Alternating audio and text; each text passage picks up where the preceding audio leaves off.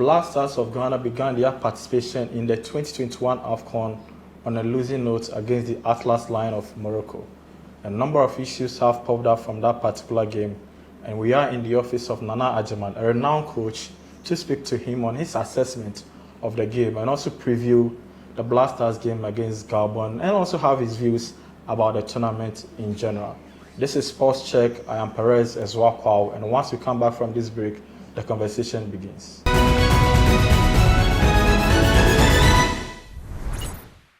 Welcome back from the break. This is Sports Check, and I'm speaking to Nana Agyemang, an experienced coach, someone who has followed Ghana football for over 2 decades. Nana, I'm sure yesterday you watched the game between the Black Stars and Morocco.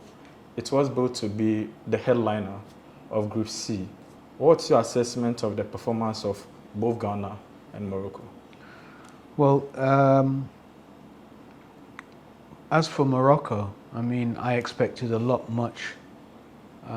more from them because they've got a wide array of players that are also, many are scattered across Europe, some on the continent, and collectively they make a good package.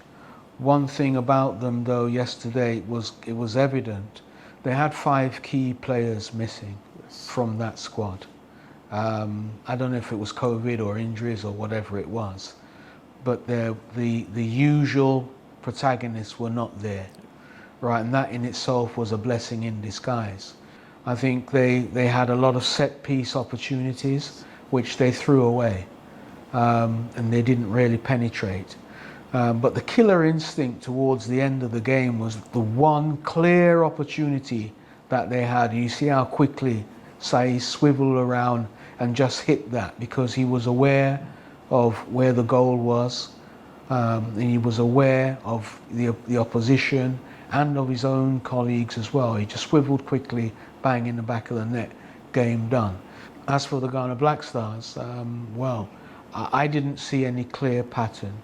I didn't see any clear style of how we intended to penetrate the opposition.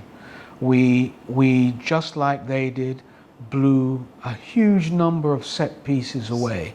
I just couldn't believe it. I mean, the first one I remember distinctly, Baba Rahman on the left-hand side, he just kicked it into the stands. I thought, wow. I think in the first 2 minutes we had about 5 set pieces. And we wasted and none all of them ended up at the back of the net. Or even as a proper shot or, attempt on target. So I think it was poor in that respect. I think we held on to the ball a bit too much. We should have been knocking the ball around, pinging that ball around. We weren't able to do that. We tended to lack ideas in going forward. I think Suleimana had a few good dribbles, but after a time that petered out. And really, players looked a bit exhausted, to be honest with you. They looked tired.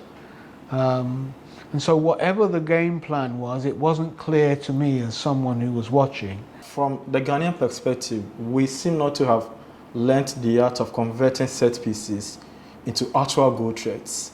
I mean, ever since I started watching the Black Stars, set pieces have not been our fault. In as much as we've had a couple of creative players who seem to earn us some free kicks, we don't seem to practice that often. Is that not a problem for our football that we need to realize that to address? Yeah, it is, of course. It's something, because set pieces are always keys. I mean, I tend to, when I'm coaching, I tell the players that even a throw-in is a set piece. That's what it is. It's a set piece. A goal kick, it's a set piece. Every time the game is restarted by you having possession, unopposed possession, that's a set piece. Do you understand what I'm saying to you? Now, I don't know if they practice it enough. I don't know if they practice it at all. But from what I saw yesterday, I questioned whether or not they did do things like that. They did do routines. Because, to be totally honest with you, it didn't appear that way. I watched the game, and I think, for me, our biggest problem on the day was our inability to create chances. I think, especially in the first 13 minutes, we kind of controlled the ball a bit better. Baba Idrisu and Thomas Partey in the first 30 minutes, I think they were okay. What we couldn't do was creating chances, and I think that has been a feature of the Black Stars even since the days of Sika Akono, especially since Asamoah left. We struggle to create those chances. You watch the game, you are the technical person. What other things did you see in that game? Well, look, let's put it this way. We're playing with a false nine anyway because there are no strikers there. Look, Jordan is not a striker, not anymore. The Tete boy, he's definitely not a striker. Yadom, he's not a striker. Who else was there? We didn't go to the tournament with any strikers. Really? No, we didn't. Someone will argue there is Benjamin Tete, who is... But I've just told you, he's not a striker. Quote unquote fine in Turkey. The only firing what? The only striker that I know was there was Maxwell Quay from Accra Great Olympics. Yeah, seriously. That's the only striker I know was there. Right? Because in terms of the matches that we've played so far, he has demonstrated some form. Sure. Right? So we went there without strikers because look, the fact of the matter is this. If you look at how Patrick Vieira uses Jordan Ayew now, he doesn't give him that central role as a striker. Yeah. He says you go down from the flanks, you make the assist, create the assist. And if, for example, a ball comes back to you in a position where you can have a go, have a go. And that's why he scored about 3 or 4 matches ago. His first goal in how many months? 15 months, 16 months, over a year anyway. Yes? Yeah. Right? So on that basis, you can't say that's going to be your striker. You can't, can you? Not sure. You cannot. So we've gone to the tournament without strikers. And as for Partey and Amati being a spinal cord, because you've got Amati in central defence, you've got Partey central midfield, that spinal cord is broken. Because you see, we place too big an emphasis on those players because one plays for Leicester City and the other plays for Arsenal. Now, what I want you to appreciate in terms of the context is this, is that all of the players in Leicester City, the vast majority, are better than all the players in the Ghana Black Stars. I mean, I doubt any Ghanaian will argue that. Oh, well, you'll be shocked. And all the players who play in the Arsenal team are equally better than all the players in the Ghana Black Stars team. I agree with that. Right.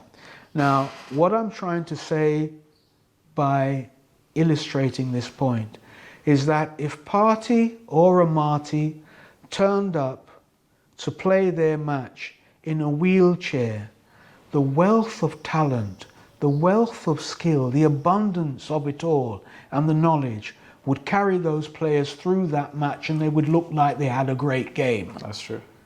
Right? Yeah. Meanwhile, they're sitting in a wheelchair. Right? Yeah, because the abundance of talent, the wealth of knowledge and understanding about the game is such that they can carry a player who has a broken leg on the day. They can.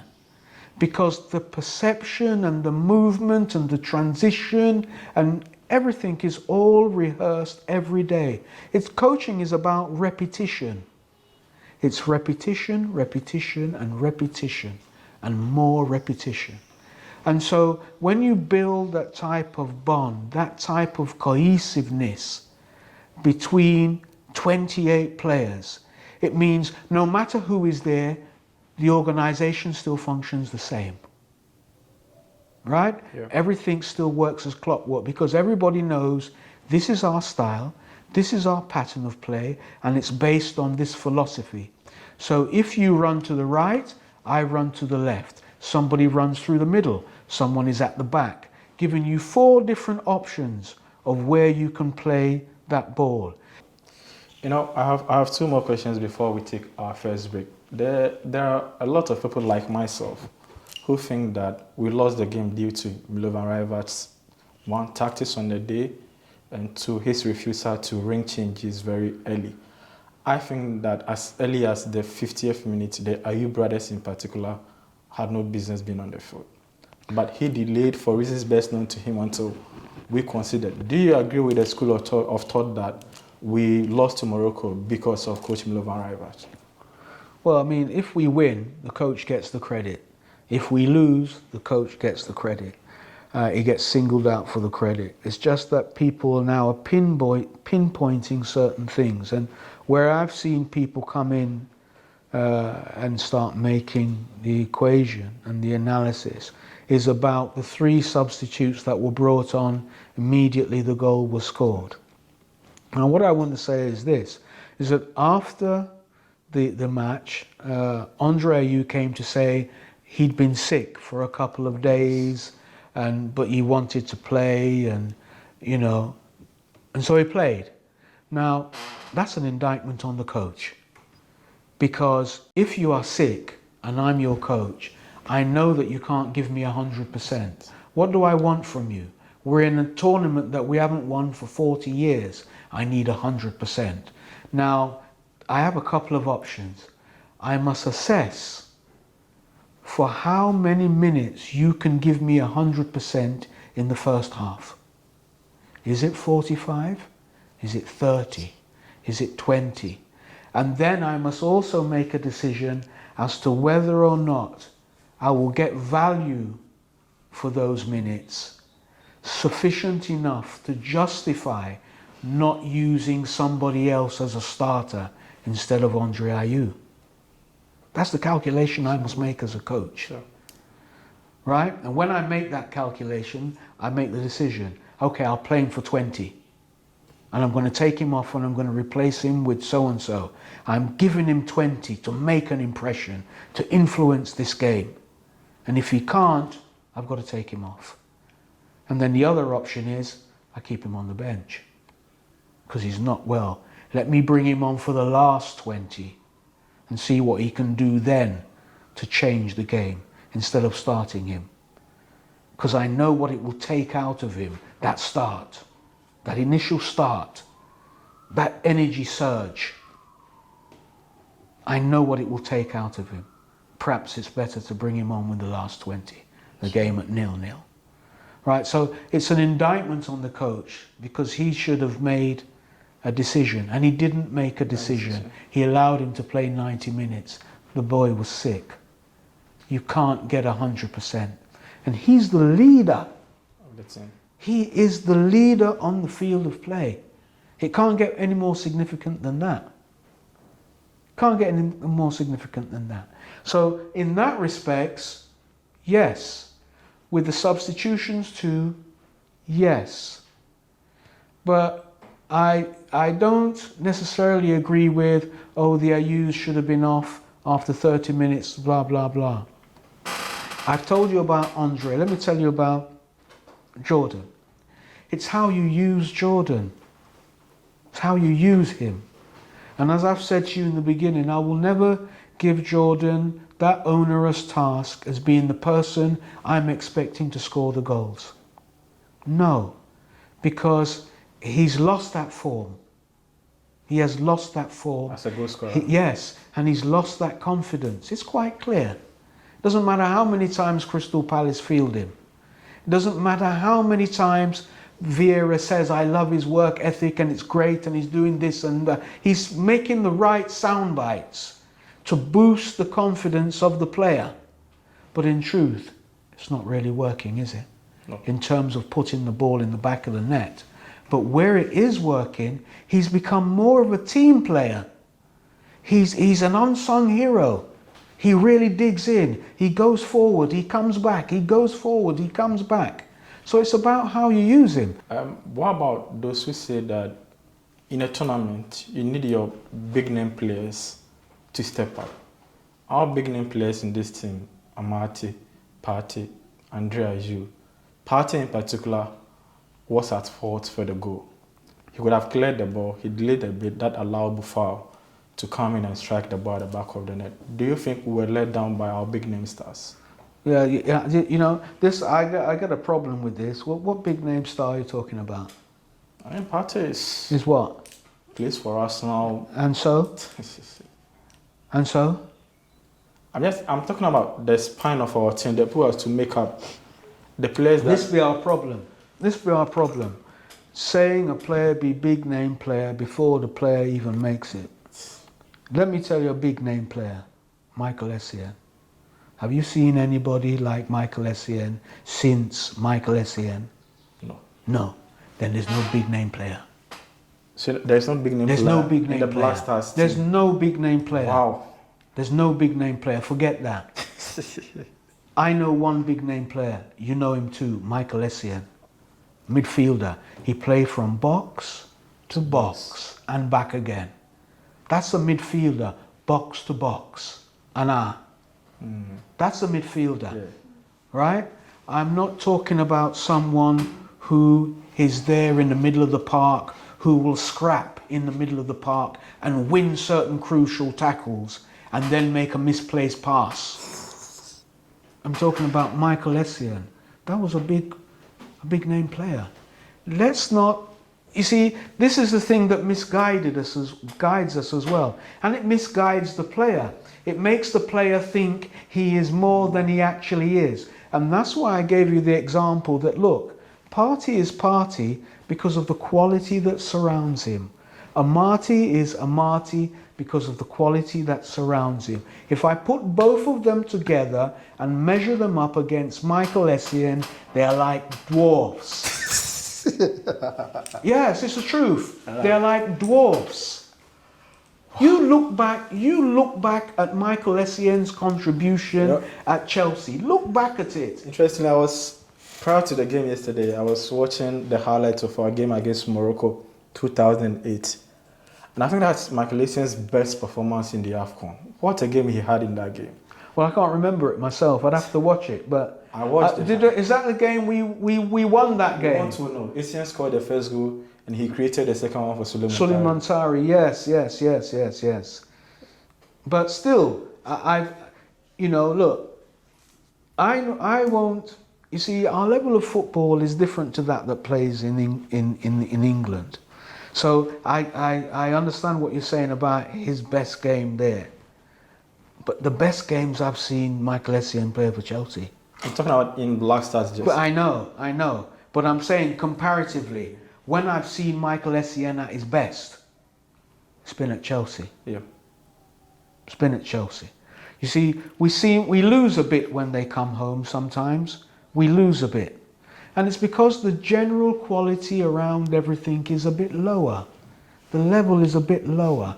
It doesn't necessarily bring out the best. Do you understand what I'm saying to you? Sure. Yeah, because our football isn't as developed as it should be. But, back to the big names. Let's not get mixed up about this big name team. Jan is a big name because he put the ball in the back of the net. But, bigger than Jan's are the names are Sully, Apia, Lai, and Essien. Because it's that quartet, that midfield quartet, that for me was in the top 3 or 5 midfield quartets in the world at that time that created everything for everybody. That's true. Yeah, fantastic 4 players, fantastic. We've not been able to replicate that since. We've had no midfielder like Essien, none like Apia, we've had none like Kingston, and we've definitely had none like Suleiman Tari. Yeah, it's a dying breed, it's died off. Yet we play football every week. There's something we're doing wrong. There has got to be something we're doing wrong because the talent is here. We have the talent. We ship out the most players out of the continent of Africa to Europe. But clearly it's not quality. It's just numbers. It's not quality. Yeah. On this note, we'll go for a break. I will be back after this break. This is Sports Check, and my name is Perez Ezwakwa.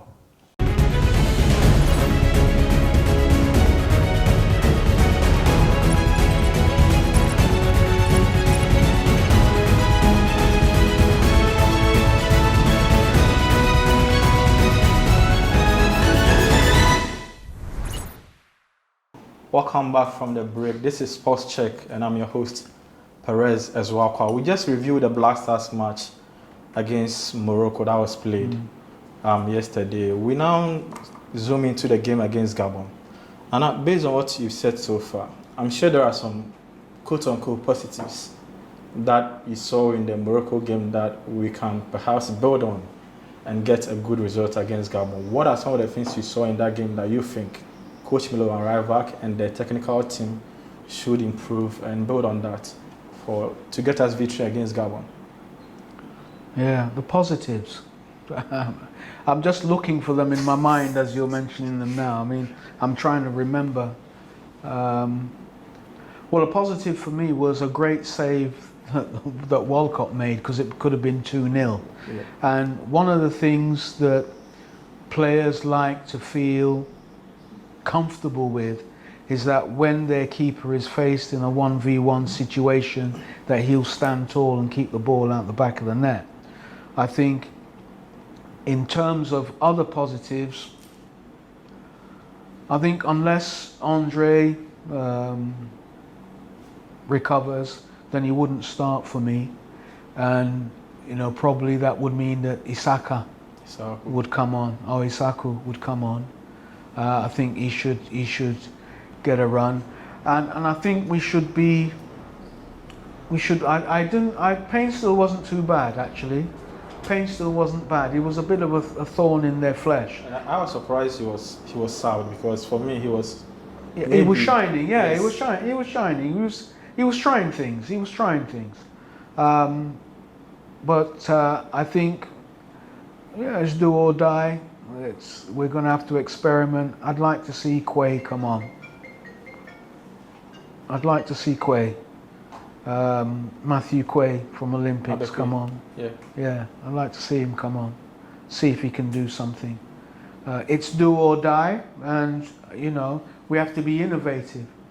We can't stick to the same method that didn't give us anything and think it'll give us something this time if we don't change how we deploy the players and how they combine. And I think there needs to be a bit more sound from the bench, as well. As he was quite passive and quiet. And I mean, what does Maxwell do? I mean, the boys are Ghanaian, they speak Chi. I mean, he just sits there, I mean, I don't know what he does. But Milo says he can't speak a word of English.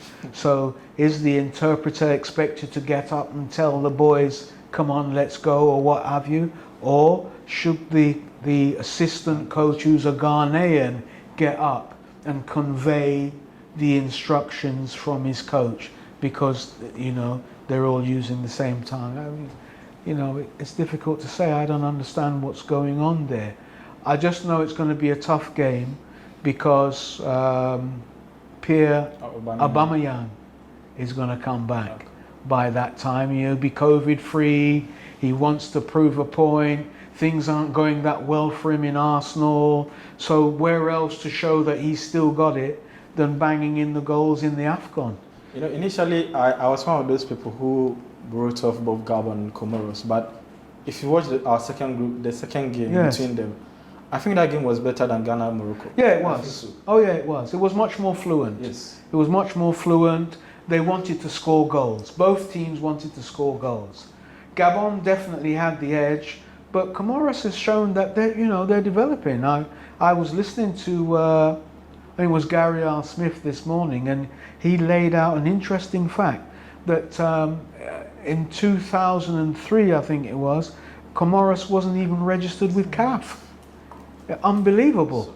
I mean, and look at the progress now, where it's like 20 years later, there's Comoros on the scene and a force to be reckoned with. They've done something over that period. They've developed, they've grown, they've distinguished themselves. They played very well against Gabon. Unlucky, I think the experience of Gabon really overtook them. But we can't afford to take any of them for granted. We can't afford to take the Gabonese for granted. We can't afford to take this Comoros team for granted. We need goals and more goals. That's what we really need. If you were in the shoes of Milovan Rajevac, how would you approach this game? What kind of formation would you go? He is known to be defensive, but do you think this is one of those games where you have to go all guns blazing? It depends on the players, you know, because I mean they didn't seem as if they had confidence in themselves. This would be a problem for me as a coach. They didn't play confidently, you know. Let's forget the fact they're not big names and this and that and blah. Everyone can play football. Everyone knows the game. There must be some confidence that, you know, you can see outside of the physical body. I didn't see it, but for me, I thought yesterday we should have played a 4-3-3. Okay. That's what I think we should have done, because it's for the jugular. The back four is solid, so to speak. I mean, Yiadom didn't have a good game, but when has Yiadom had a good game? You know, but he's the number 2, he's the right fullback, so he's there, you know. Amati, Jiku too. I mean, Jiku is the, I don't know if it's his name or something, but he's always within 1 second of getting a yellow card, you know. And this the play. If anyone's going to get sent off, it'll be Jiku, you know, because look at the way he got a yellow card. Yeah, oh, totally unnecessary, right? So he's a bit jittery. Then you've got Baba. He's in and out of the game. Well, he's one of the luckiest footballers I know on earth, to be honest with you. Baba Rahman. Yeah. Because Why would you say that? he's been to Chelsea. You know, he's just had a fairy tale. He's just been in the money, but not been in the game. Wow. So he's there. He floats in and out. You know, sometimes you get a good run, good penetration, and blah blah. And the next 10 minutes he's not in the game. You come back for 5. You know, he has a break now and again. I don't know what happens. The consistency isn't there. But basically that back four is going to remain. There's no one I can replace anyone with there, unless I decide to take Yiadom out and move Amati across and bring someone else, but probably the Jonathan Mensah, back into, you know, that central defensive role. But other than that, I would leave the back four. I would leave Partey and Baba Idrisu. I would have Jordan Ayew on any flank he wants. He can interchange. I'd put Sulemana on another flank as well. And if Dede is well, he'll be my number 10. I'll put Matthew Quay there, or Ishaku. That's what I would do. And I will tell them, look, get the ball up to Dede and Ishaku as quickly as possible. That's what we need to do. Keep feeding them the ball from the flanks, directly through, diagonally. Keep feeding the ball. And I will tell them that, look, don't bother to defend. I don't require recovery runs from you. Stay there. Because if you stay on the halfway line, guaranteed you've got 2 players that are going to be there as well. Because they can't take chances. They've got to also be there. So the numbers will be equal in terms of when they're pressing us and we're defending. Right? But we're going to hit them on the break, either from the flank, through the middle. Be prepared. Be prepared and switch as often as possible. That's what I would say. Be as compatible in the air as possible. You've got to win everything in the air. Everything in the air must be won. Make sure you get the scraps, and the scraps are the second balls. Make sure you get the scraps. Get the second balls. Don't be overzealous, because if it's not on, let's possess. Knock the ball around again and then come again. Don't be too overzealous, going when you can't take on the 3 players alone, taking a shot when you're not balanced enough to take that shot. Possess. Because once we have possession, we have the possibility of being able to score the goal. That's how I would change things. And there's got to be a lot more communication. I didn't see communication between the players yesterday. I didn't see it. I don't know why. Things were quiet. I think the keeper was a bit too silent, but based on what you've seen, based on what you know of the Black Stars, based on your knowledge of the AFCON, how far do you think we'll go? We are saying we're going to break the 40. Do you think that Ghana... Oh no, we're not going to win the cup. We're not going to do. We all know that. Come on. We're not going to win the cup. If all the countries are out because of COVID, we're still going to lose the cup. Right? We're not going to win it. And what we should do, we should be building, we should be team building, because many of the players who are there now, some are on the bench, this be their last AFCON. There's no point calling them again. This is it, swan song, over. And if we get through to the World Cup, potentially that could be their World Cup unless there are changes. And I would advocate that there are changes.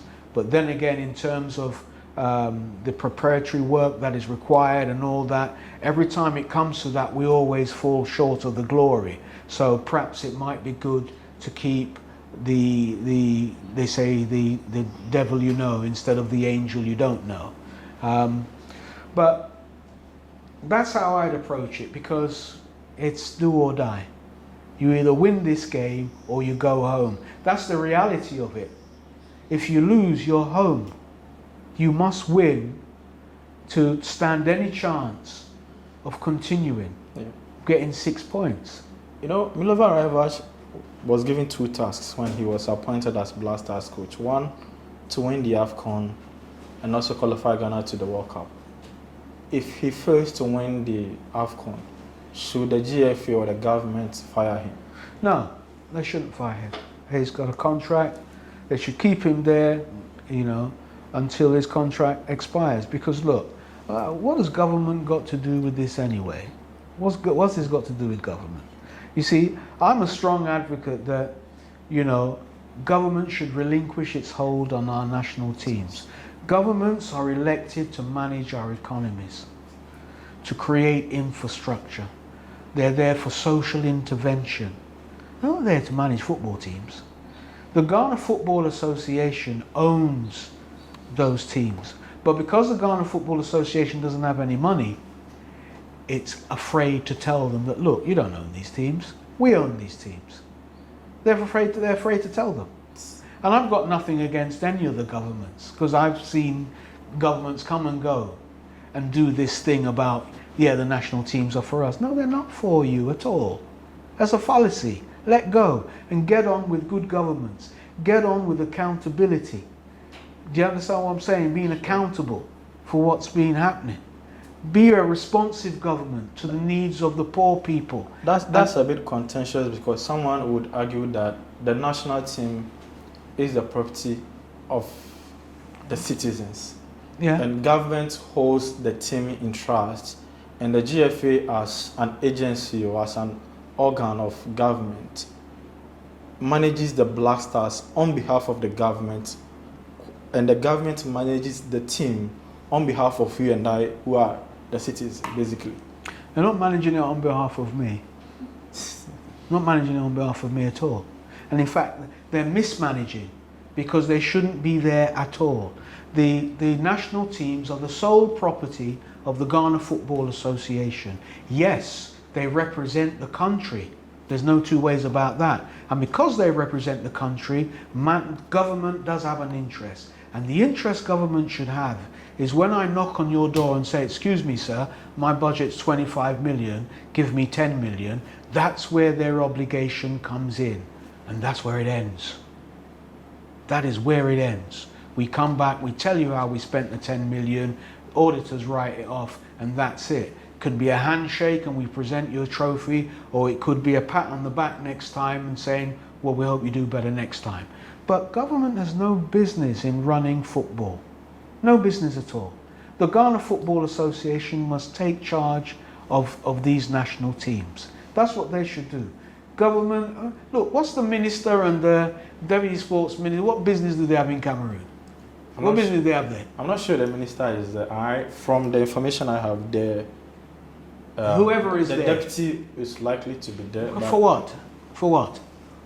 What are you going there for? He's Deputy Minister of Sports of Cameroon.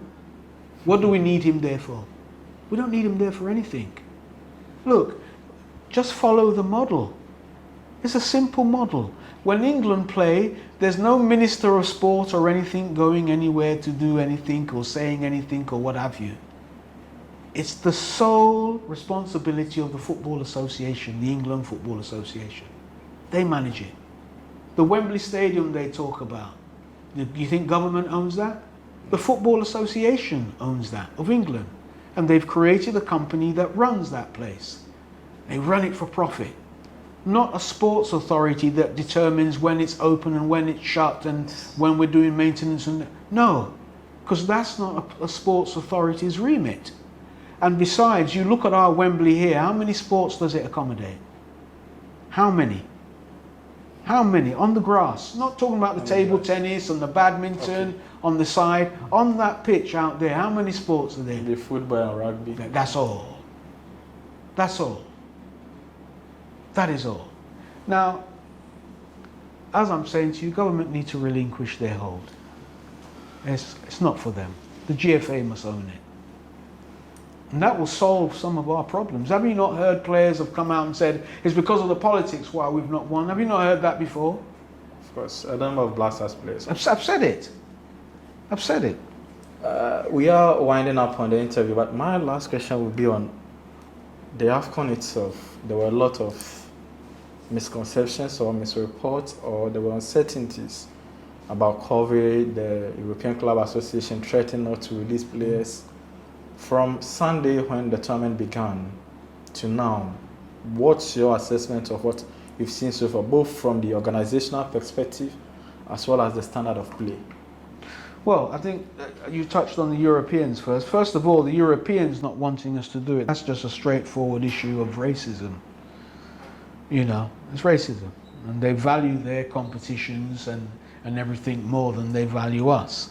And I've told you, because they've had an unfair advantage, they've started doing it way before us. They've had good injection of money, and now they're up there, and we are here, and they don't want us to have that huge injection of cash. They don't want us to focus on our own product. They want us to just focus on theirs and make theirs great. That's just racism. But in terms of the organization, what I've seen so far, I think it's okay. I mean, I'm not in Cameroon this trip, so you know, I don't have boots on the ground.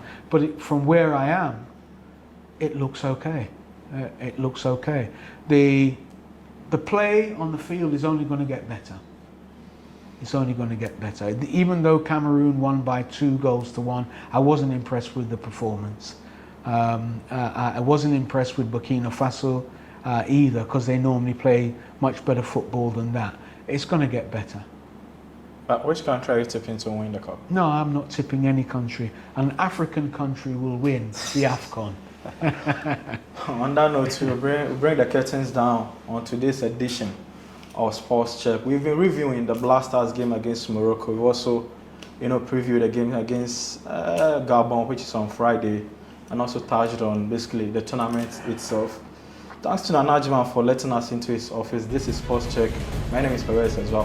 Japon.